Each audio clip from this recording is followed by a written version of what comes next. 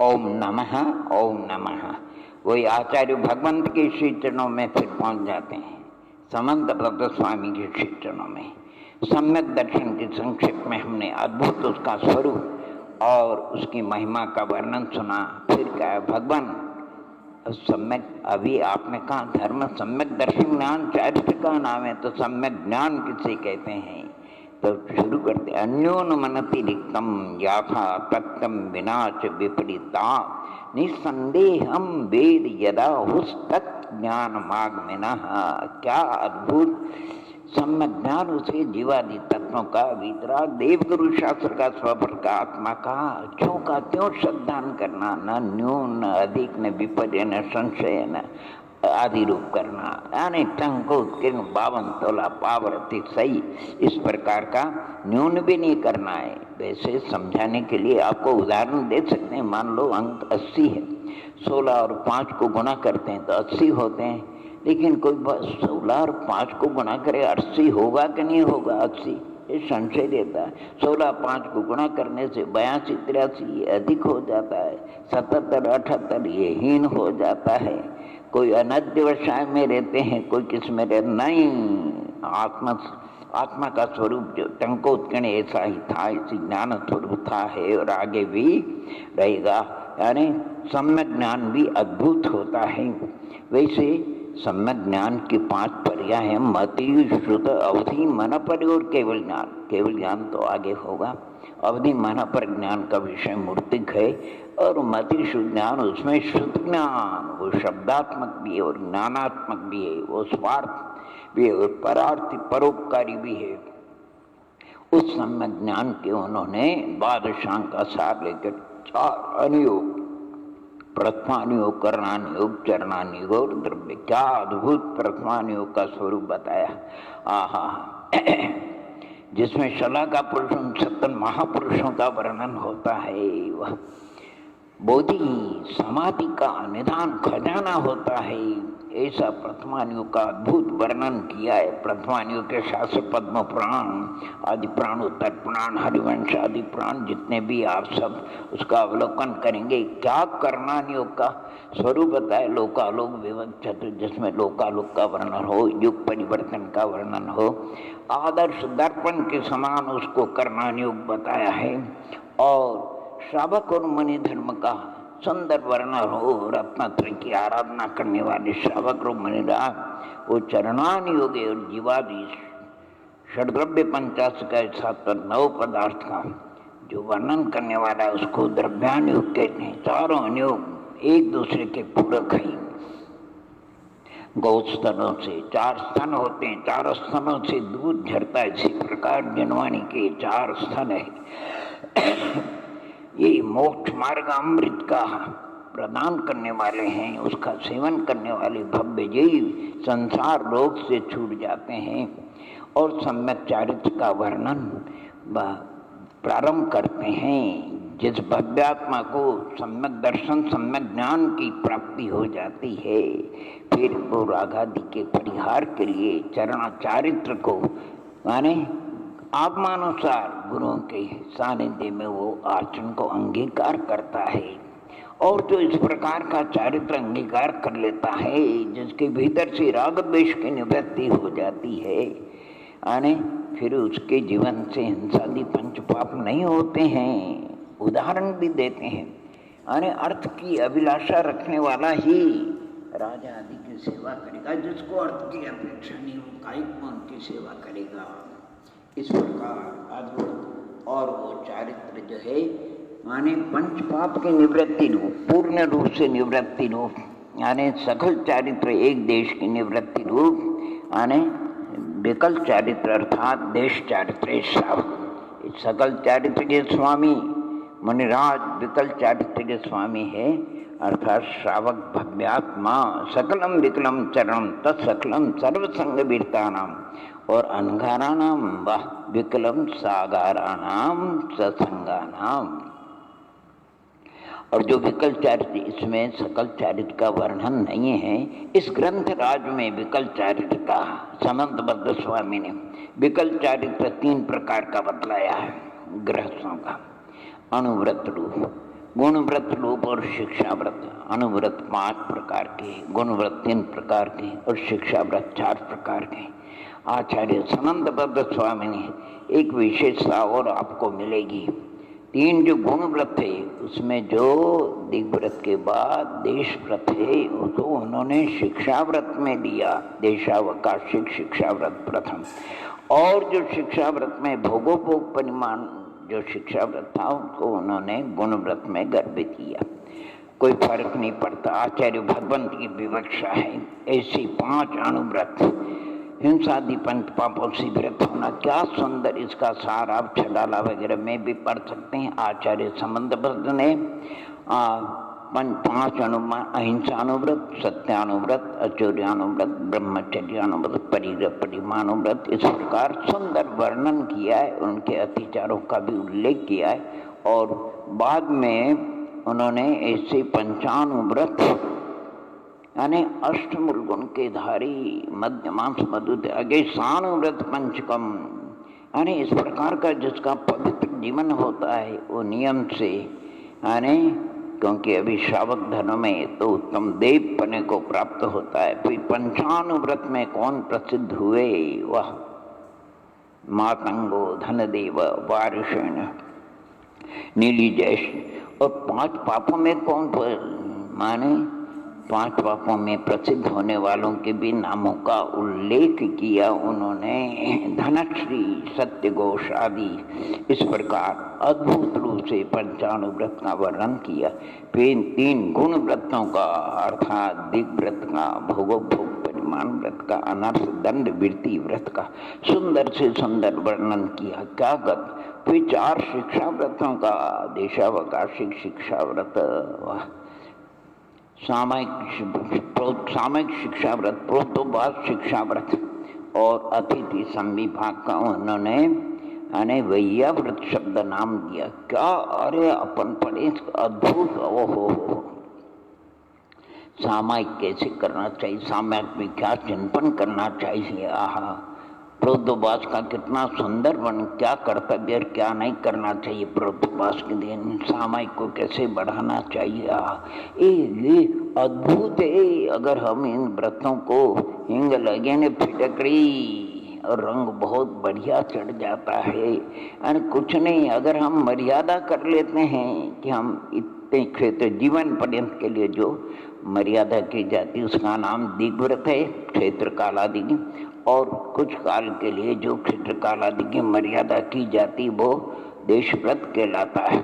तो व्रत अंगीकार कर लेते हैं तो उसके बाद की अपेक्षा महाव्रती के तुल्य हो जाते हैं। क्योंकि बाहर में कोई भी प्रकार का दोष होता है तो उस भव्यात्मा को नहीं लगता है। अरे कितना सुंदर है, आहा, कितना वर्णन किया। कोई हम दिन भर दुनिया में घूमते थोड़ी है, परिमाण कर लिया हमने कि हम भारतवर्ष के बाहर। अरे परिमाण करने में कोई तकलीफ नहीं होती है। अगर कोई परिमाण नहीं करता है तो 2.5 द्वीप में घूमने का उसको दोष लगता है, क्योंकि मनुष्य तो 2.5 द्वीप का बताया। अरे परिग्रह परिमाण में क्या, जितना चाहिए आपके पास नहीं, अगर संतोष नहीं तो और 10 गुना रख लो। एक परिमाण करना अच्छा है। अगर परिमाण नहीं करते हैं परिग्रह परिमाण तो चक्रवर्ती की संपदा की मूर्छा का दोष लगता है और पाबंद भी होता है। इसलिए इन व्रतों में ये तो इतने सुंदर व्रत है कि जिसमें हमको कोई कष्ट भी नहीं होता है और आत्मा हल्का हो जाता है, व्यावहारिक जीवन भी श्रेष्ठ बन जाता है, स्वयं सुखी, अड़ोस पड़ोस भी सुखी, देश भी सुखी हो जाता है। क्या अद्भुत वर्णों का वर्णन, हम तो कुछ कह नहीं सकते हैं। जो भव्यात्मा एकाग्र चित्त से इसको पढ़े, पंडित प्रवर सदाशिव जी ने, और इसके ऊपर संस्कृत टीका भी उन्होंने वचनिका लिखी। ओ गजब की वचनिका पंडित प्रवर सदाशिव जी की, रत्नकरण शावकाचार्य के ऊपर उन्होंने 12 व्रतों का वर्णन करने के अनंतरिक भावना नाम का महाधिकार लिखा है। और उन्होंने ग्रंथांतरों से भावनाओं का वर्णन किया है। आप उसमें देखेंगे 108 भावना से अधिक है।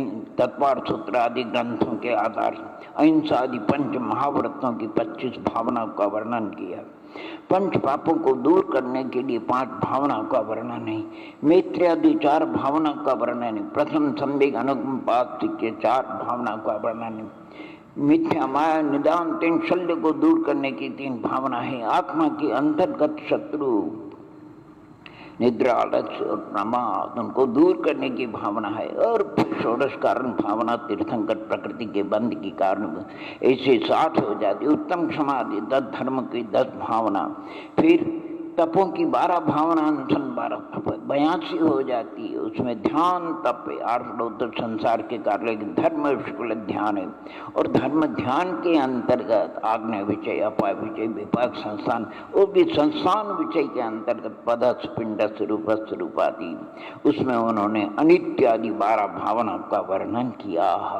गया और इस प्रकार इन भावना को वर्णन करके पंडित प्रवर्त सदाशिव जी कहते हैं, ग्रंथकार की जो मैंने वचनिका लिखने की भावना भाई थी, अब आयु काय का कोई भरोसा नहीं, इसलिए अभी उनको सल्लेखनाधिकार और प्रतिमाधिकार का माने वचनिका लिखनी थी। इसलिए वो कहते हैं अभी तो शुद्धात्म भावना, रत्नात्र की भावना, शुद्ध भावना आदि अनेक भावना को भाना, लेकिन काय आयु काय का भरोसा नहीं, इसलिए ग्रंथकार के जो है उसको आने वचनिका पूर्ण करने के, यानी ये रत्नकर्ण शंकराचार्य क्या गजब का। और सल्लेखना कब करना चाहिए, क्यों करना चाहिए, सल्लेखना का क्या अद्भुत, आहा मृत्यु महोत्सव पाठ उसकी उन्होंने वचनिका लिखी थी पंडित सदाशिव जी ने सल्लेखना में। और भगवत की आराधना आदि ग्रंथ राज के अनुसार उन्होंने सल्लेखना का वचनिका उसमें करी। बहुत अद्भुत है। पहले भाव सल्लेखना होती है, फिर द्रव्य सल्लेखना, फिर क्रमशः आराध्य का परित्याग होता है, और सल्लेखना का फल तो अद्भुत है, निःशेष और स्वर्ग आदि और मोक्ष आदि का वर्णन। फिर श्रावक के उन्होंने एकादश प्रतिमा का भी बहुत सुंदर वर्णन किया। अगर जिसमें माने पूर्ण विरत होने की ऐसी उत्कृष्ट शक्ति सामर्थ्य या भावना नहीं है, तो वो क्रमशः यानी सीढ़ी से सीढ़ी चढ़ता चढ़ता मंजिल पे पहुंच जाता है। यानी देखिए तत्वज्ञान तनुने में एक दृष्टांत दिया है, आम्र वृक्ष पर आम फल पक रहा है, उसकी सुगंध चारों ओर जा रही है, तोता सीधा उड़ करके आम्र फल को आस्वादन करता है, लेकिन चींटी 3 इंद्रिय वो रेंगत रेंगत करके और स्कंद से चढ़ करके वो भी वहां पर पहुंच जाती है। इस प्रकार महान शक्ति के धारी वो तो महाव्रती बन करके रत्नत्र की आराधना करके और निर्वाण को प्राप्त हो जाते हैं। अभी आचार्य भगवान संत शिरोमणि विद्यासागर जी महाराज को सुन रहे थे, उन्होंने भी उल्लेख किया है कि भगवान ऋषभदेव, भरत और बाहुबली तीनों मोक्षकामी,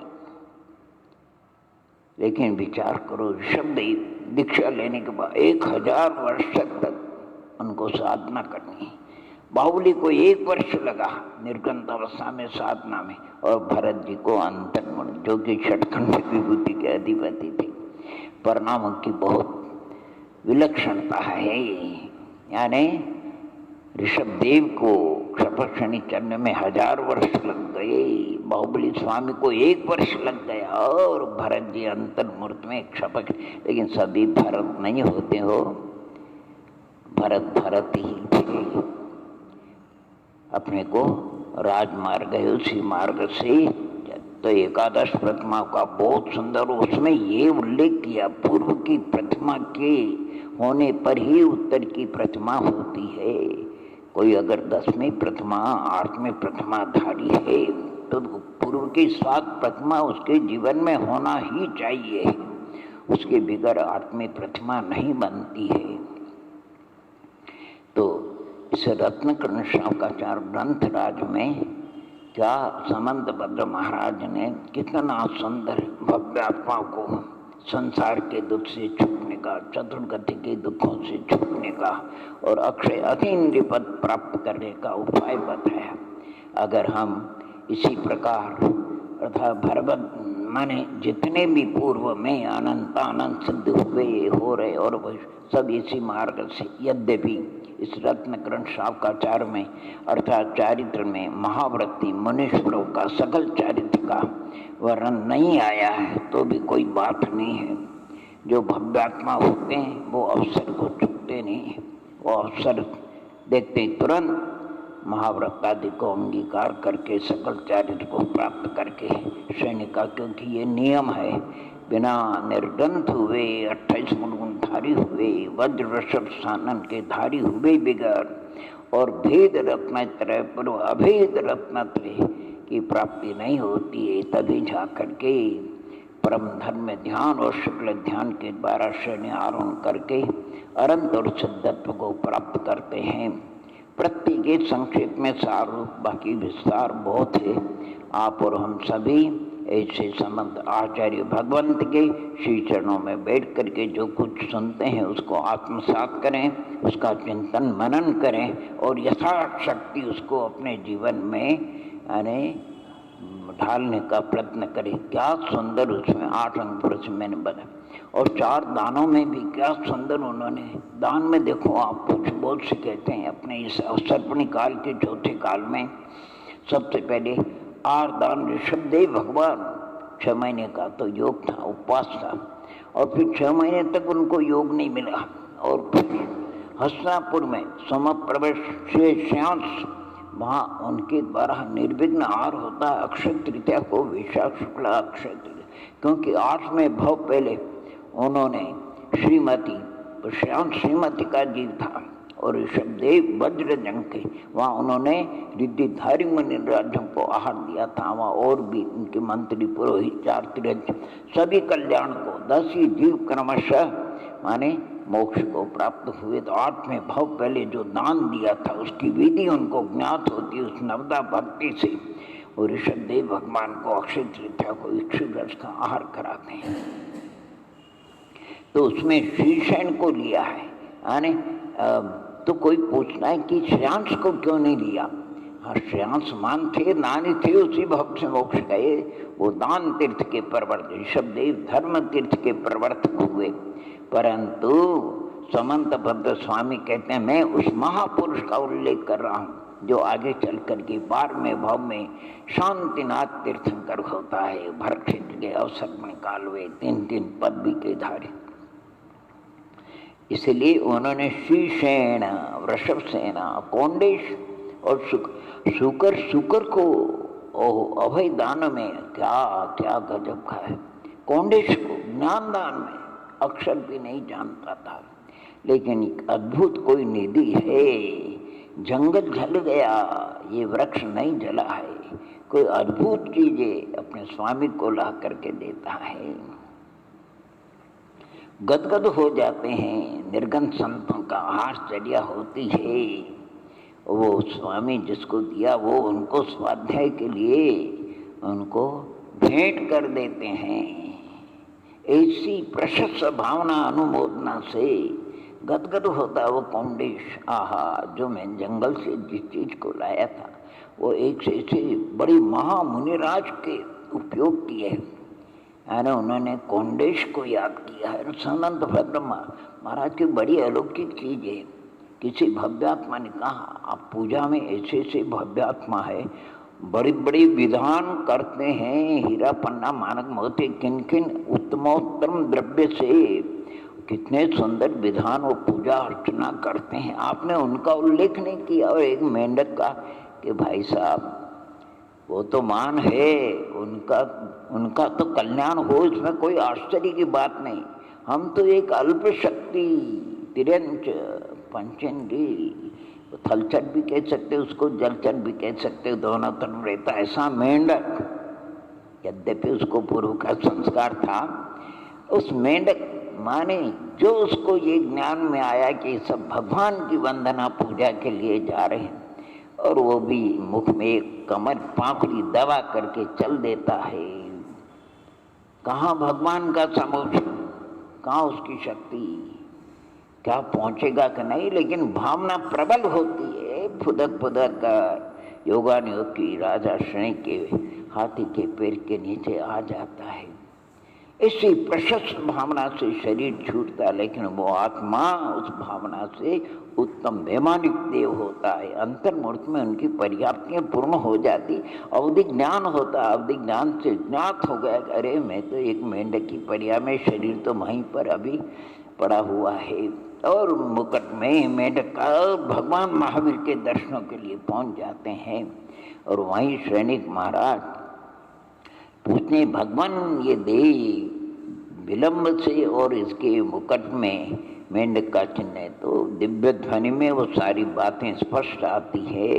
दिव्य ध्वनि में तो समंत भद्र स्वामी उस मेंढक के लिए कहते हैं कि पूजा की भावना मात्र से एक छोटा सा मेंढक अल्प शक्ति का धारी जब उत्तम देवत्व अपने को प्राप्त हो जाते हैं, तो जो भव्यात्मा अंतरंग से परिणामों की निर्मलता के साथ अपनी शक्ति को न छिपा करके उत्तमोत्तम द्रव्यों के साथ पूजा अर्चना करते हैं, जिन मंदिर बनवाते हैं, जिन बिंब विराजित करते हैं, पंच कल्याणक करते हैं, क्या क्या, और जनवाणी का प्रचार प्रसार करते हैं, तीर्थ वंदना जब जाप करते हैं, आहार आदि दान देते हैं, उन भव्यात्मा के विषय में तो कहना ही क्या है।